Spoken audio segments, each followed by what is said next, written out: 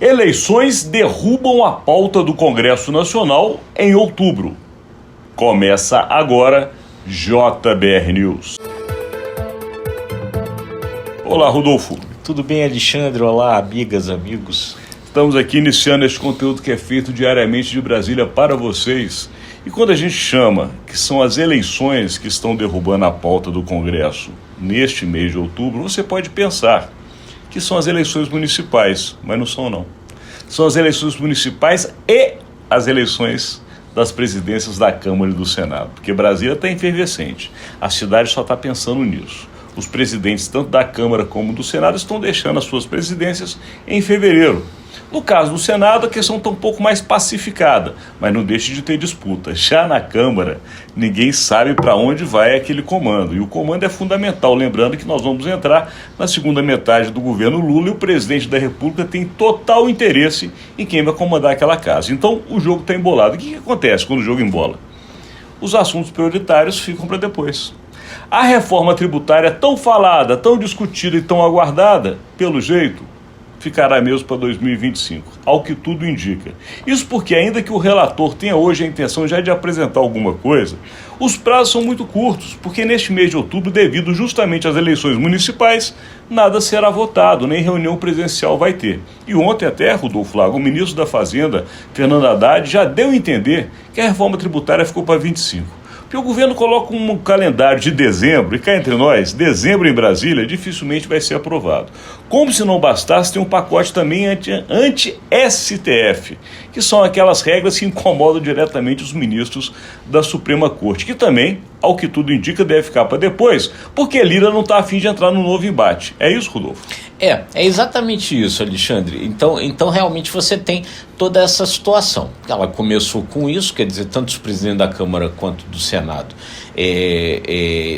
adiaram as sessões presenciais para essa semana, vão fazer sessões semipresenciais, e sessões semipresenciais são sessões com quórum baixo, são sessões onde nada importante é votado. Então essa já foi a primeira sinalização. E aí aconteceu isso. Ontem, tanto o ministro da Fazenda, Fernando Haddad, quanto o ministro de Relações Institucionais, Alexandre Padilha, e depois o próprio presidente do Congresso, Rodrigo Pacheco, disseram que a reforma tributária ficou para dezembro, ou seja, que aquele calendário original que previa a reforma tributária, a regulamentação, o primeiro projeto de regulamentação da reforma tributária sendo votado no final desse mês ou no início de novembro, isso daí já foi adiado, já viram que não vai dar e já jogaram para dezembro. Dezembro é mês de Papai Noel, né? Dezembro não é muito provável que o Congresso que o Senado recebendo isso pronto em novembro, no final de novembro, início de dezembro, consiga votar um projeto que hoje já está com 1.300 emendas. Muito difícil, muito complicado. Esse projeto sendo aprovado lá no Senado, em dezembro, ele tem ainda de voltar para a Câmara, porque ele vai ser modificado lá. Então, muito claramente, a coisa vai realmente ficando para o ano que vem. E lembrando que o segundo projeto de regulamentação da reforma tributária ainda nem saiu da Câmara. Ele teve o texto base aprovado pela Câmara, mas ainda faltam aprovar os destaques. Não vai ter sessão essa semana e não há muito vislumbre de que a Câmara conclua esse projeto antes do segundo turno, no dia 27 de outubro. Então, ficou tudo para depois, Alexandre. Inclusive o pacote anti-STF, que também não vai ser votado, porque aí entra uma questão que é justamente o que eu tinha falado no início, que é a questão da disputa política. Arthur Lira agora está com uma complicação na vida dele. Ele resolveu apoiar um candidato no passado que acabou sendo suplantado por outro candidato. Vou dar nome aos bois. O Omar Nascimento era o candidato de Lira. Aí veio Hugo Mota, e acabou suplantando o candidato de Lira. Lira acabou aceitando a indicação. Não é que o jogo virou com as eleições também? E agora o candidato do PSD se uniu com o União Brasil, ou seja, o Omar Nascimento e o Brito da Bahia podem ser os candidatos com condições de virar essa mesa. E o Lira está preocupadíssimo, quem vai suceder ele naquela cadeira. Você acha mesmo, Rodolfo Lago, que em dezembro Com a eleição chegando em fevereiro, eles estão preocupados com reforma tributária e pacote anti-STF? Não estão. O presidente da Câmara, Arthur Lira, já começou a sinalizar que esse pacote anti-STF, que foi aprovado na Comissão de Constituição e Justiça e precisa ir agora para o plenário, ele não vai colocar em votação tão cedo. Por quê? Porque perdeu-se a clareza ali. O Lira agora não tem mais a clareza do jogo. O jogo embolou, não se sabe ali quem vai ser o seu sucessor, se vai ser o Hugo Mota que ele apoia, ou se vai ser um desses dois nomes que se uniram, o Elmar Nascimento com o Antônio Brito, diante ali da vitória do PSD nas eleições municipais. E aí, sem essa clareza, o Lira não quer entrar numa bola dividida. Essa pauta anti-STF é uma pauta da oposição, dos partidos mais conservadores, dos partidos de direita. O governo é contra. E nesse processo, agora embolado, o governo virou um ator importante.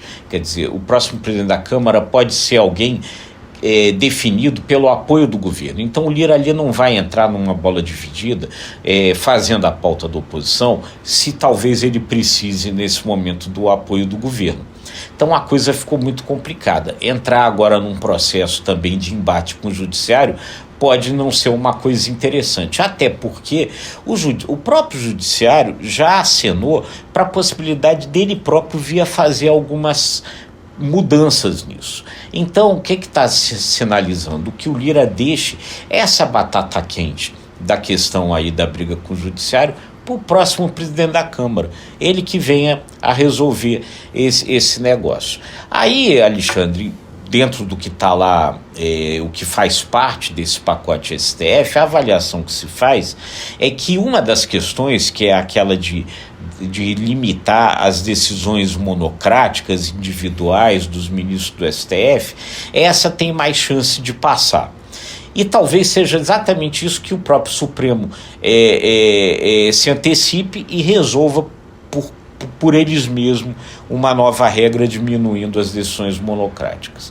A outra decisão mais complicada, que é aquela do Congresso poder rever decisões do Supremo, essa daí a expectativa é que não passa no plenário, nem da Câmara e muito menos no plenário do Senado, e que ainda que passe, que o Supremo possa considerar isso inconstitucional. Agora, de novo, o Lira está querendo deixar esse negócio lá para as calendas. A única coisa que poderia fazer com que um desses assuntos voltasse à pauta, e eu acho que você está corretíssimo na sua análise, é justamente a pendência com relação ao candidato do Lira.